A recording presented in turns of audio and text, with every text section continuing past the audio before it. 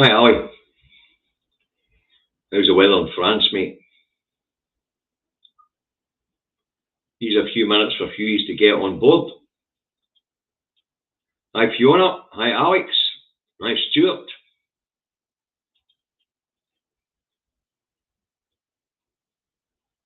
Hey, Eddie. Gary. Fiona. Stephen. Lenny.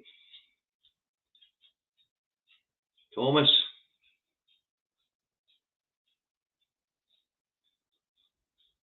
Rosemary. Evelyn. Hi, guys on Facebook. Hi, Nancy. Hi. Right. Let's about 71. That'll do for a start. Anybody else can watch it back. Okay, but if you're sharing this on Facebook, please give me 5 minutes after the broadcast to change the settings to public, because if you post my video while it's live, I'm afraid it is no viewable, because Facebook or Meta, whatever you want to call them, is restricting me. I have to change the audience at the end of each show from friends and family to public. So give me 5 minutes before sharing this video, please. Now let's get this video underway. It's Indie Truck Davey out the truck and at home in his office in Salisbury, North Lanarkshire. I'm on the naughty step today because I had something important to do this morning, so you didn't get the usual broadcast. So weather forecast, it's getting dark, it's cloudy, but it's sky warm at 14 degrees. You want to know the weather's like where you are? Look at your rain bloody windy. Alright, so let's get this special underway. The Clunken Fist special. Now, folks, you might not be aware of this, but Gordley Brown's big plans for constitutional reform to offer the Scottish people an alternative to independence was published yesterday. It was so underwhelming that none of the major broadcasters picked up on it. It was announced by Anna Sarwar here in Scotland, and it was heralded in England and ignored by Clunken Fist, who is Gordie Brown, who is trying to re-establish himself as a Labour big beast. Now, he was asked to undertake this review. As I say, it was so underwhelming that none of the major broadcasters picked up on it, and the front bench of the Labour Party have bloody well ignored it. So what's in Gordie Brown's big plan to keep Scotland in the Union? Shall we go through it? Davy's made the usual Davy list. All right. So, what's in Gordie Brown's long-awaited review of constitutional arrangements for the UK? Vague promises of more economic powers for devolved nations by devolving more taxes to them. Okay, doesn't name the taxes. It's just a vague promise. Labour front bench didn't like that one right away. Okay, citizens to judge on misconduct incidents in Westminster. They want citizens panels to judge on their MPs when they have committed some sort of problem in the House of Thieves and Carpetbaggers. He also wants reform to how MPs can be called.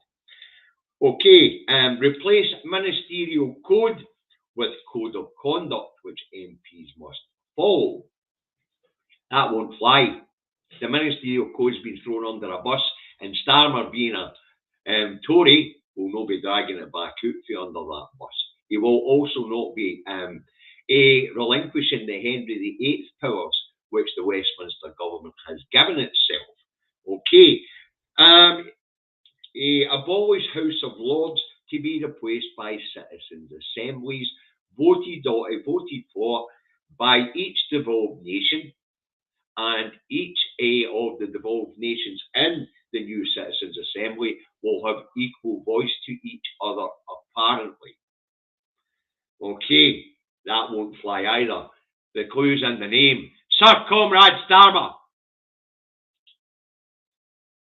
Citizens' assemblies to propose legislation to go through the House of Thieves and Carpetbaggers. MPs are not going to relinquish that power to citizens' assemblies. They're just not going to.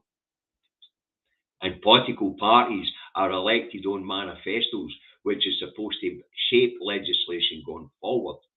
So what would be the point of political parties putting manifestos in front of the people?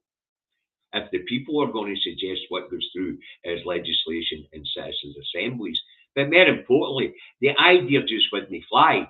You get 5 people around a table, never mind 100 in an assembly. You'll never get bloody agreement for the citizens of what's a good idea for legislation and what's no. Okay, a consent to diverge on policy areas such as transport, energy, and social security. We already have that. We don't do nuclear. We have different transport policies, and transport and infrastructure is already devolved. Social security, we've got powers out over already, and we are building a different social security system from the Westminster system with the well-being of the people at the heart of that safety net here in Scotland. So far, nothing in this bloody thing which would make the people of Scotland want to change their mind on forging their own path. But let's continue. Joint responsibilities for refugees and borders. Was that a suggestion on different immigration policy? Won't fly. Westminster's already stated they wouldn't give immigration. This was a joint committee, by the way, that stated this. Cross-party. They've already stated that they would not give powers over immigration to Scotland because they wouldn't give powers over immigration to Worcestershire Council. That's the view of the Scottish Parliament from Westminster. It's a county bloody council. Wow, there's nothing in it so far. I could not let this pass without you guys getting to know what twaddle the Labour Party is troxing out here right enough.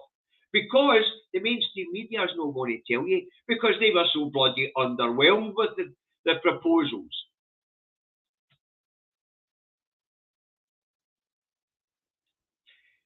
So, borders responsibilities to be devolved to the devolved nations. Now, there's much crap in all your life. Future vote on a proportional representation for UK elections. I'll quote David Cameron on this. The electorate in England and MPs in the Tory and the Liberal Democrat Party see this, even though the Liberal Democrat Party used to advocate for proportional representation. They see it as a move from Labour to try and gerrymander it so that they always win elections. You know, it's a mental. So it's not going to fly. No proportional representation, all right? A Council of Nations. The British Council, they're going to call it, where the Scottish, Welsh and Northern Irish members will have an equal voice to the English members, apparently, and that would strengthen respect between the nations, apparently. We already have a British Council.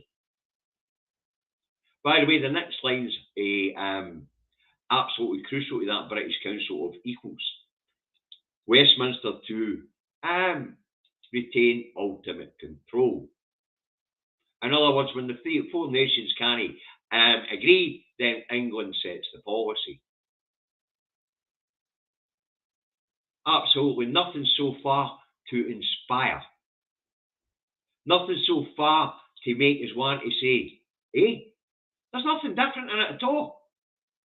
Where he proposes changes or proportional representation and devolving more tax powers, Labour front bench have already went, fuck off.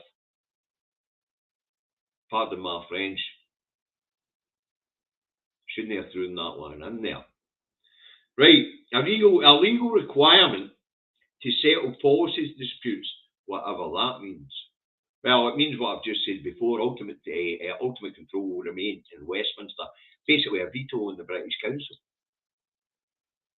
Right, as for a legal requirement to settle policy disputes, in other words, overridden by Westminster, because they're the ultimate legislator. Devolved nations to be funded in 3-year increments to ensure budget stability. Here's the problem, folks. That budget's still decided by Westminster. So whatever type of austerity it is, they'll decide how little the devolved nations get, and it'll be just how little over 3 years instead of over 12 months. No guarantee in there for the Barnett formula, by the way.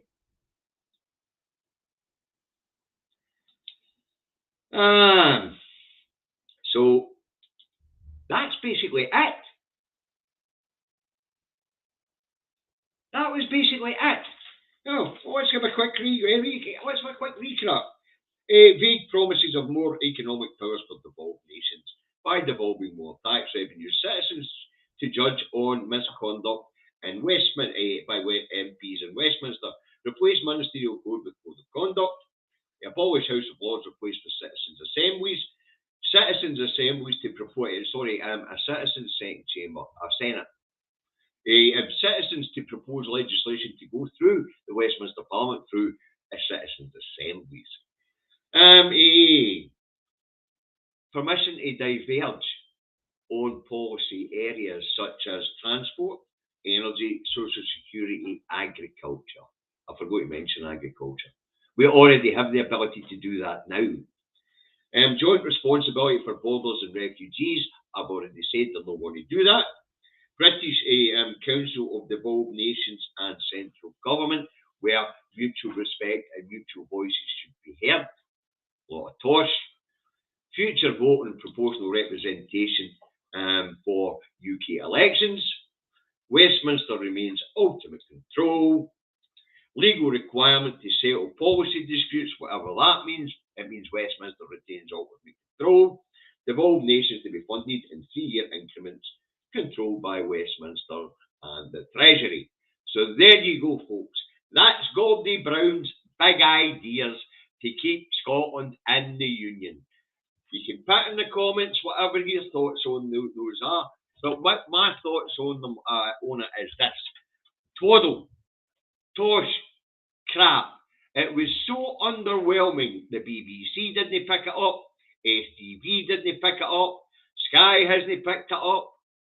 ITV hasn't bothered bahookie with it. And today is probably me telling you that it's out because you probably didn't know.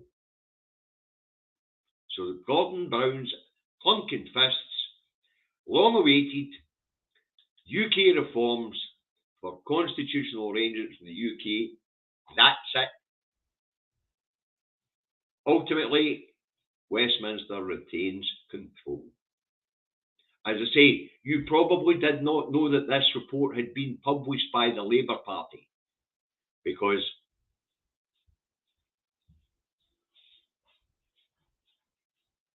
you had to go to the Labour website to find it. The Scottish Labour website to find it. As you know, I'm a bit of a geek. I troll these sites. So there you go. Yeah. Thank you, Stephen. That proves my point. Anybody else want to put a comment up saying whether they knew that this report had been released or no? There you go, Stephen Charlton. I didn't know a thing about it. I'm sure that will be absolutely echoed in the comments. Didn't know it had been published? Didn't know? As I say, it's so underwhelming. It's absolute fish. Now, you can go onto the Labour website and see what Anna Sarwar has to say about it. See, I've picked out the bulletin points from Gordon Brown's report. That is the bulletin points from it. Vague promise of more tax-raising powers for devolved nations. Ability to diverge in policy areas where we already have developed ability to diverge. You know, replace the House of Lords with a Senate, with equal amount of senators for each of the nations. Policies no made in the House of Lords, policies made in the Commons. Citizens' assemblies to propose legislation to go through the Westminster Parliament. You never heard of anything so crazy in all your life. So you get 5 blokes, 5 people around a table and talk politics. They're not going to agree on any legislative area at all. They'll all agree that making social security a better safety net, but they won't agree on how to do it, so it won't happen. Absolute madness. There was one thing in there I do like the idea of, and that is that citizens' assemblies in each constituency judge on the MP's conduct. That wasn't a bad idea. The rest of it is twaddle. Absolute twaddle. As I say, it's so underwhelming. that you guys probably didn't know about it. So that's why I'm on to tell you about it. So that's it, folks. Share this around. Okay.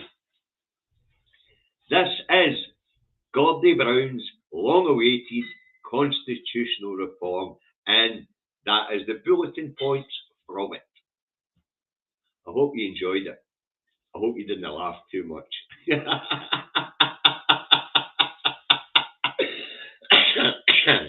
Yeah, if you weren't the yes yet, you're after reading his report.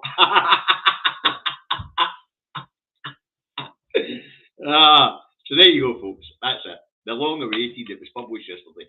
Okay. And by Christ, it was so underwhelming. It's been ignored by everybody, including the Labour Party.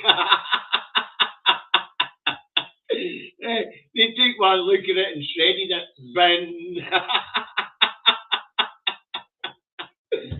Oh, brilliant. And Anna Sarwar bouncing about yesterday, heralding it, trumpeting it, talking about divergent policy shows you what he knows about devolution. The guy's the leader of the Scottish Labour Party branch office along there at Holyrood, and he didn't know that social security, to a degree, agriculture, transport, and energy policies are different in the different nations. For example, we don't allow nuclear, we don't allow fracking. Absolutely mental. Absolutely mental. Unbelievable. So, I've got work to go to shortly, folks. It's going to be a busy night. So, I had to come on, folks. I had to come on and talk about this. It was going to be part of my show today, but unfortunately, something come up I had to deal with. The other thing I'm going to say is, folks, I'm getting near burnout again. I don't know what. I'll need to take a break at some point. I've been broadcasting since 2016.